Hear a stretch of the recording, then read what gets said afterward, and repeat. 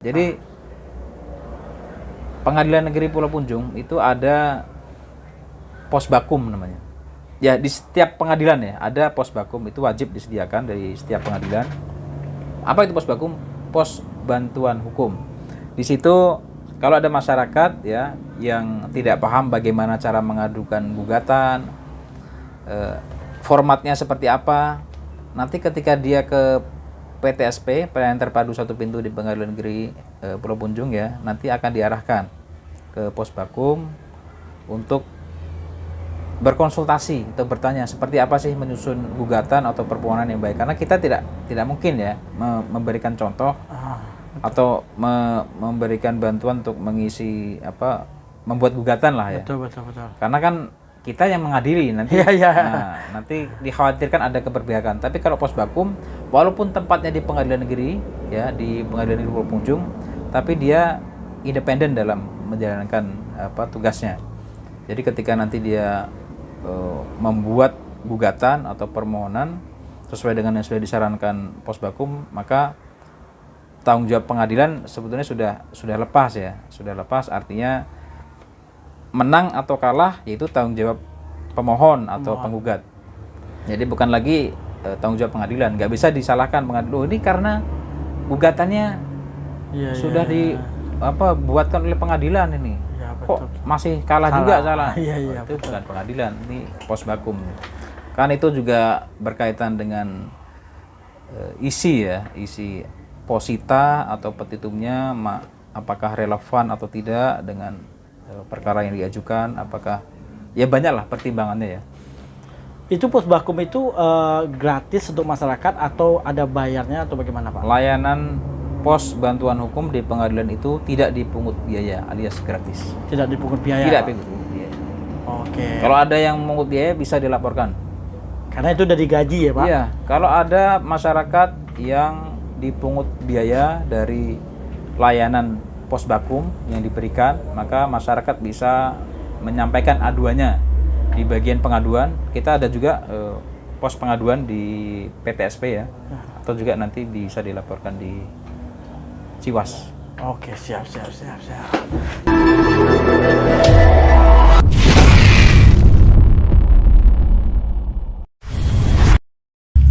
Bismillahirrahmanirrahim. Assalamualaikum warahmatullahi wabarakatuh.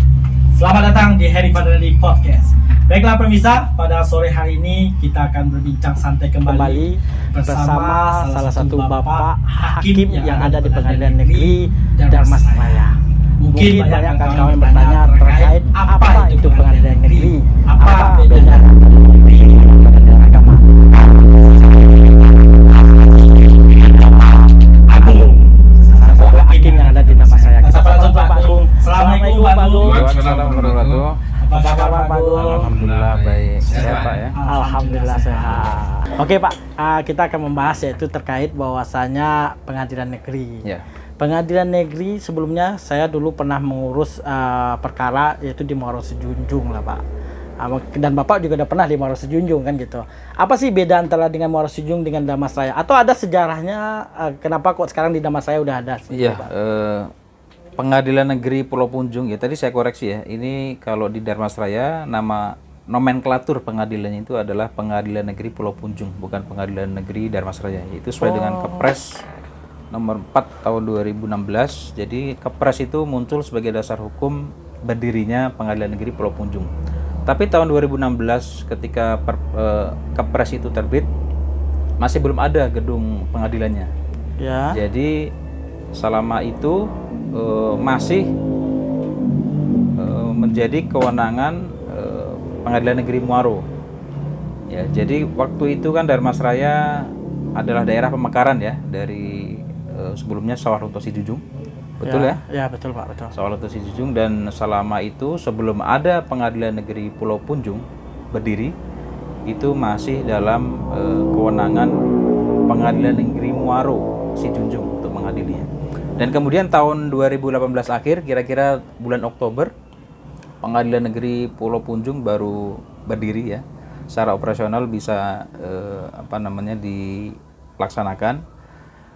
Itu tahun 2018 dengan bantuan dari pemerintah daerah ya, yang menyediakan Sarprasnya ya menyediakan tempat ya, gedung untuk digunakan sebagai kantor pengadilan.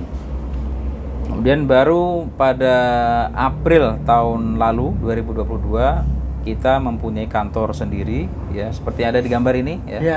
Kantor gedung baru kita ini ada di Jalan Lintas Sumatera KM4. Betul. Jadi ini dan saya ingin tahu kewenangan Pengadilan Negeri Pulau Punjung ini apa saja Pak? Apakah sama dengan yang di Muaro Sijong dulu atau ada perbedaannya Pak? Sama. Jadi setiap pengadilan negeri secara umum sama ya mengenai kewenangannya untuk mengadili. Kalau kita rujuk ke Undang-Undang Peradilan Umum ya tahun 86, itu kewenangan pengadilan negeri adalah mengadili ya, memeriksa, memutus dan menyelesaikan perkara perdata dan perkara pidana. Oh, perkara pidata dan pidana Pak. Betul.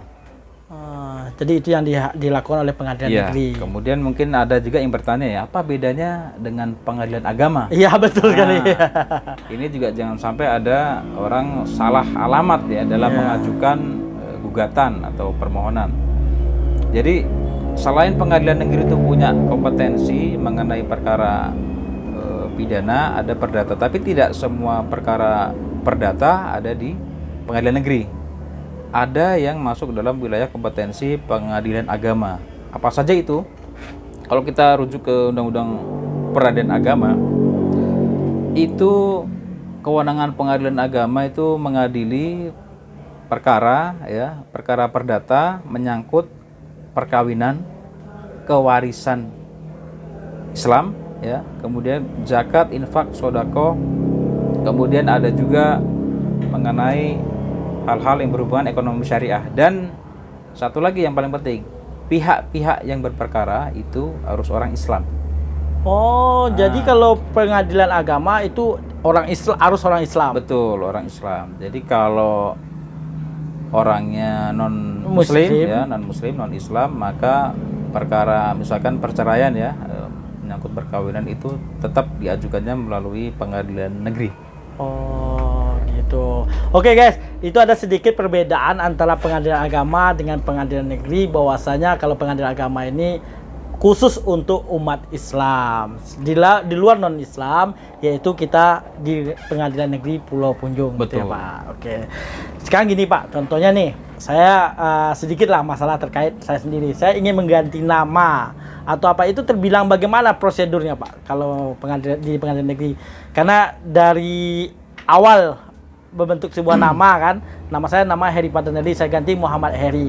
Dengan tingkatan bahwa saya kakak apa semua kan udah nama saya Muhammad Heri Patanelli. Gimana cara mengganti Pak? Ya. Jadi kalau pergantian nama itu nanti diajukan melalui mekanisme gugatan volunteer atau yang biasa disebut dengan gugatan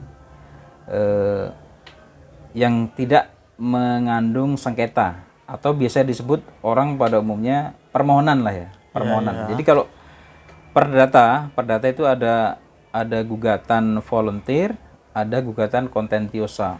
Kalau volunteer itu bisa disebut dengan permohonan, kalau contentiosa dia mengandung sengketa ya. Artinya ya ada pihak lain yang sedang dalam tanda kutip berkonflik dengan dia, sehingga ada muncul penggugat dengan tergugat kan begitu. Kalau gugatan volunteer ya permohonan. Bagaimana cara mengajukan permohonan? Tadi Pak Heri ya tanyakan mengenai permohonan ganti nama. Pengajuannya bisa dilakukan pengadilan negeri, bisa langsung ya melalui PTSP di kantor pengadilan negeri Pulau Punjung langsung, atau bisa juga secara e-court. Tapi sangat disarankan kalau sekarang ya, e-court ini kan layanan baru yang diberikan oleh pengadilan negeri Pulau Punjung ya, melalui Mahkamah Agung ya, diseragamkan untuk semua pengadilan negeri agar digunakan layanan yang bisa menghemat waktu maupun biaya. Jadi bisa diajukan melalui e-court. Bagaimana caranya? Nah, itu bisa nanti dibuka di website Pengadilan Negeri Pulau Punjung, dan di situ ada aplikasi e-court. Di situ bisa diperhitungkan juga mengenai berapa biayanya dan apa saja syaratnya, sudah tertuang semua di situ. Jadi masyarakat bisa dengan mudah melihat persyaratan maupun biaya panjar yang diperhitungkan itu dari website. Itu harus kita datang ke sana, Pak, karena kan udah berhubungan dengan elektronika kan namanya. Apakah kita wajib datang ke sana atau melalui web sudah ada? Kalau untuk mengajukan permohonan dipersilahkan, ada pilihan untuk datang langsung ke kantor pengadilan, ya, atau bisa juga melalui website, ya. Tapi untuk persidangannya nanti, karena ada mekanisme kita menguji untuk proses pembuktian, surat-surat atau saksi harus hadir langsung nanti pada saat sidang. Jadi begitu pendaftaran sudah divalidasi, sudah membayar, ya, persyaratan sudah lengkap, nanti akan diserahkan oleh bagian kepaniteraan kepada hakim yang memeriksa. Terus nanti hakim akan menentukan hari sidang kapan perkara permohonan perubahan nama tadi itu disidangkan. Oke. Kalau boleh tahu berapa lama kita dalam melakukan sebuah gugatan perkara itu bisa diselesaikan atau hakim mengambil keputusannya, Pak? Oke, kalau untuk perkara permohonan 1 hari putus bisa. 1 hari putus ya, ya, Pak? Prinsipnya 1 hari kalau untuk permohonan, tapi dalam hal tertentu misalnya pembuktian belum selesai, hakim bisa saja menunda 1 minggu berikutnya untuk kemudian pihak pemohon melengkapi. Tapi kalau untuk perkara gugatan itu dibatasi jangka waktunya maksimal 5 bulan. Oh, 5 ya, bulan. Jadi terukur. Kalau dulu kan tidak ada batasan waktu, mau kapan saja diputus, bisa setahun lebih bahkan. Ya. Belum lagi proses minutasinya. Tapi sekarang Mahkamah Agung sudah menerbitkan aturan mengenai batasan waktu sampai kapan harus diputus. Kalau untuk tingkat pengadilan negeri itu 5 bulan, dan pengadilan tinggi juga harus memutus nanti ketika ada upaya hukum banding itu maksimal 3 bulan.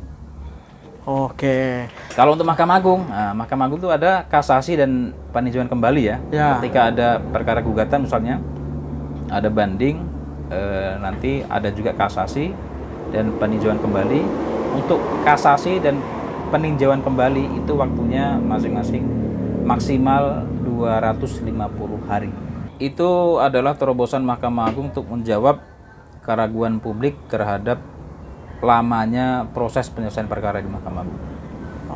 Itu sudah diatur di SK KMA 214 tahun 2014. Jadi tugas pokoknya hakim ini kan dalam mengambil sebuah keputusan ya, Pak. Betul. Sebenarnya keputusan ketika ada sebuah perkara perdata. Betul. Atau apa kan, itu apakah hakim itu bisa memfasilitasi apabila ada perkara yang atau seperti mediasi ya, Pak? Bisa nggak hakim membuat sebuah itu apabila perkara itu tidak bisa diselesaikan? Oke. Mengenai mediasi itu perlu kami jelaskan. Mediasi itu prinsipnya wajib ditempuh untuk setiap perkara perdata. Kecuali perkara-perkara seperti perkara sengketa PHI ya, pengadilan hubungan industrial. Kemudian keberatan atas putusan PKPU, putusan BPSK, Badan Penyelesaian Sengketa Konsumen. Atau juga untuk perkara gugatan sederhana. Kalau gugatan sederhana itu kan maksimal 25 hari kerja ya. 25 hari kerja. Sementara kalau mediasi itu waktunya 30 hari, bahkan bisa lebih lama. Bisa diperpanjang sampai 30 hari berikutnya. Artinya kan tidak dimungkinkan. Betul. Ya, untuk GS dikecualikan tidak wajib, tapi untuk perkara-perkara yang lain diupayakan bahkan wajib dilakukan mediasi. Makanya para pihak ya, kalau ada perkara gugatan, para pihak diharapkan ya didorong oleh majelis hakim supaya menyelesaikan perkaranya kalau bisa di tingkat mediasi. Kalau bisa ada win-win solution kan, kenapa tidak kan gitu? Karena kalau sudah sampai ke tahap persidangan maka akan ada istilah menang dan kalah kan begitu. Tapi kalau di mediasi selesai ya tidak ada istilah menang kalah. Jadi sama-sama win, sama-sama menang. Jadi sebelum kita menuju kepada persidangan, jadi hakim bisa lah untuk memberikan sebuah fasilitas untuk mediasi itu. Sebelum itu ya, Pak. Betul. Jadi tidak seluruhnya apa perkara ini ujungnya pidana.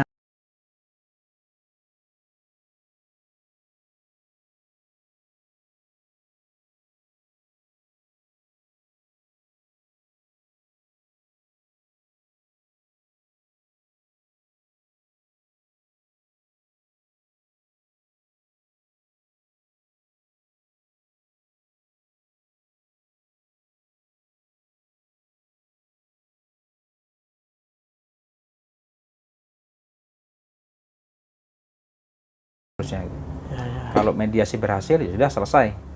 Nanti akan dikuatkan dalam bentuk akta perdamaian atau diberikan pilihan pada pihak penggugat untuk mencabut gugatannya. Seperti itu. Atau nanti kalau tidak dicabut ya menggunakan akta fundading ya atau akta perdamaian, nanti dikuatkan dalam putusan majelis hakim. Tapi kalau itu tidak disepakati ada perdamaian ya sudah, berarti lanjut ke tahapan persidangan. Kalau untuk perkara pidana di pengadilan negeri banyak nggak saat ini Pak yang Bapak tangani saat ini? Ya, kalau perkara pidana cukup banyak ya. Pengadilan negeri Pulau Punjung ini ya, pengadilan negeri di Danau Raja ini itu sekarang untuk perkara pidana biasa ya, perkara pidana biasa itu sudah sampai di angka 37 perkara. 37 perkara. Itu belum termasuk perkara pidana anak, ada perkara tilang ya, ada perkara tindak pidana ringan atau tipiring ya, belum termasuk itu. Ini saya kemudian kebetulan ingat tadi ada 37 ya. Nanti ditanyakan ya. Kalau yang biasanya perkara pidana di Damasraya ini apa biasanya Pak yang Bapak tangani biasanya? Yang kalau sering di Damasraya?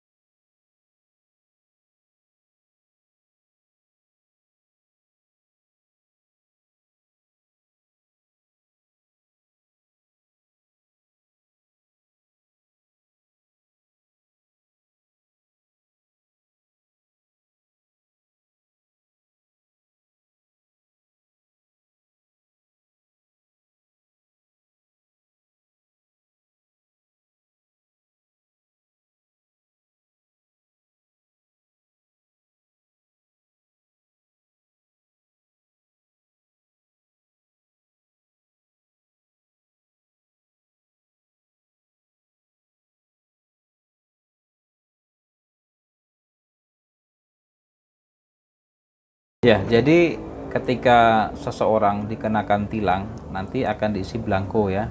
Ada belangko.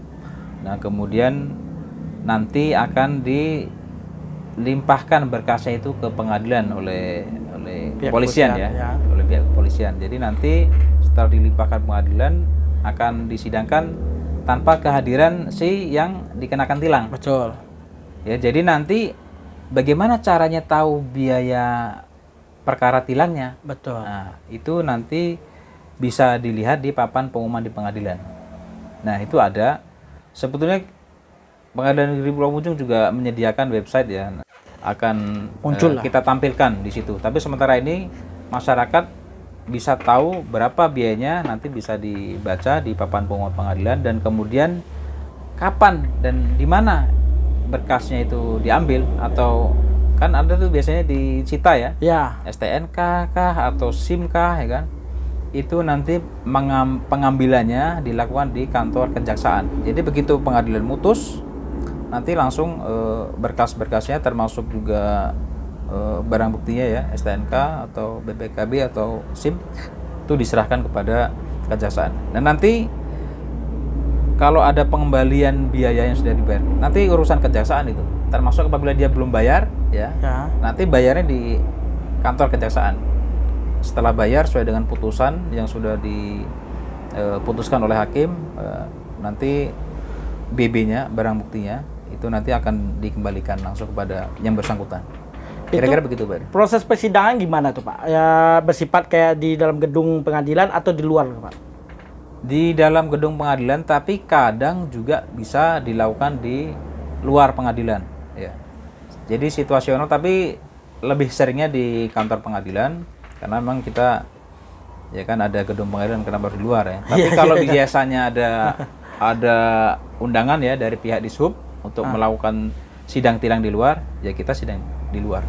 Sidang tilang di luar ya. Itu.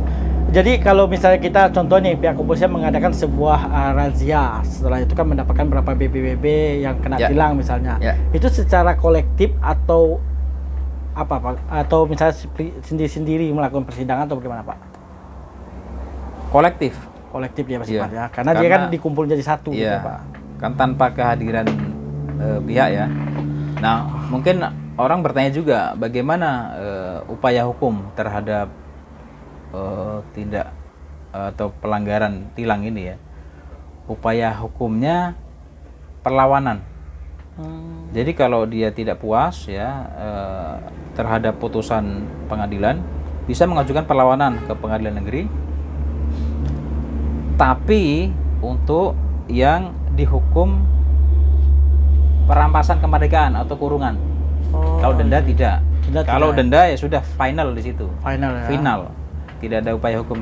Nah, perlawanan itu di mana mengajukannya itu di pengadilan negeri juga.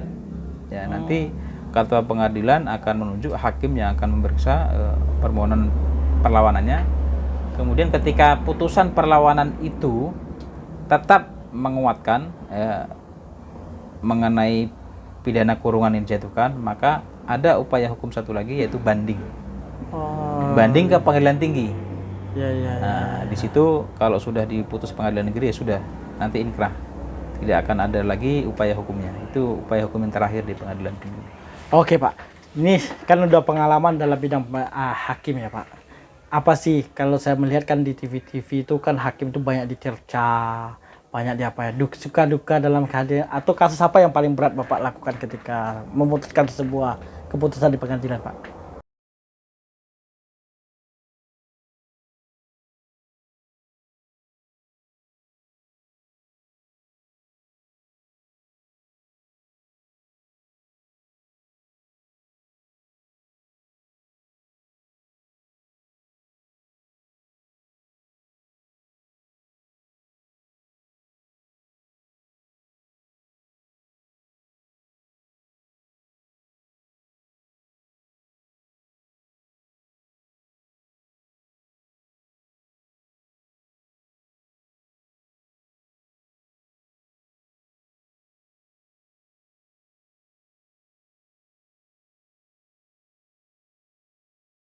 Tidak dikawal atau bagaimana Pak?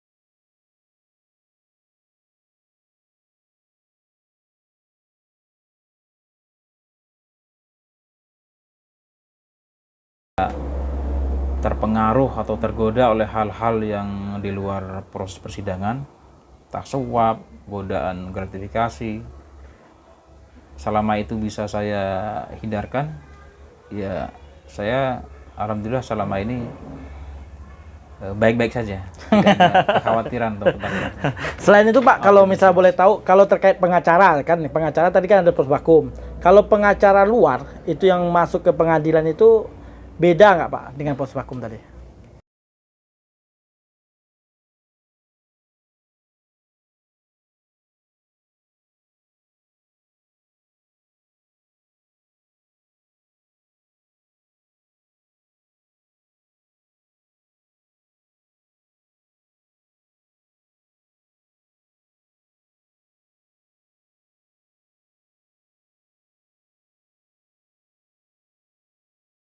Untuk posbakum itu ada anggaran yang setiap tahun, kalau tidak salah 24 juta setiap tahun. Nah, kalau untuk pengacara kan yang dari luar maksud saya itu kan dia tidak ada kewajiban untuk memberikan layanan di posbakum. Nah, berapa jam layanan posbakum? Itu layanan posbakum itu disediakan di Pengadilan Negeri Pulau Punjung. Saya agak lupa jadwalnya, kalau tidak salah 3 atau 4 hari ya. Itu 3 jam setiap hari. Setiap hari ya Pak? Setiap hari 3 jam. Jadi bagi masyarakat yang di rumah, misalnya ada salah satu gugatan atau bagaimana cara prosedurnya, kalau tidak bisa silakan datang ke pengadilan, nanti minta bantuan sama Posbakum. Ya, bisa nanti dilihat jadwal konsultasinya ya, itu bisa dibuka website Pengadilan Negeri Pulau Punjung. Di situ ada informasi mengenai jadwal pelayanan Posbakum, hari apa saja dan jam pelayanannya 3 jam itu jam berapa saja nanti bisa dilihat. Oke. Dan sekali lagi, pelayanan Posbakum itu tidak dipungut biaya alias gratis. Sebelum kita akhiri Pak, boleh sedikit harapan terhadap pengadilan yang ada di Pulau Punjung Pak. Harapan hukum lah untuk di Indonesia nih Pak. Ya, kalau harapan untuk Pengadilan Negeri Pulau Punjung, ya saya berharap Pengadilan Negeri Pulau Punjung semakin maju dan masyarakat semakin melek hukum, ya, tidak takut lagi berhadapan dengan hukum, ya. Kalau ada permasalahan hukum hadapi saja. Saya berharap semakin melek lah masyarakat kita terhadap hukum, dan di Pengadilan Negeri Pulau Punjung ini bisa dimanfaatkan segala fasilitas yang ada. Kita pengadilan negeri baru ya di sini, kantornya baru, alhamdulillah fasilitas sudah cukup memadai lah. Oleh karena itu masyarakat kalau pengen melihat seperti apa Pengadilan Negeri Pulau Punjung bisa berkunjung ke kantor kami, atau bisa juga langsung menonton persidangan seperti apa sih prosesnya gitu. Kalau selama ini mungkin masyarakat lihatnya di TV-TV ya, di TV-TV.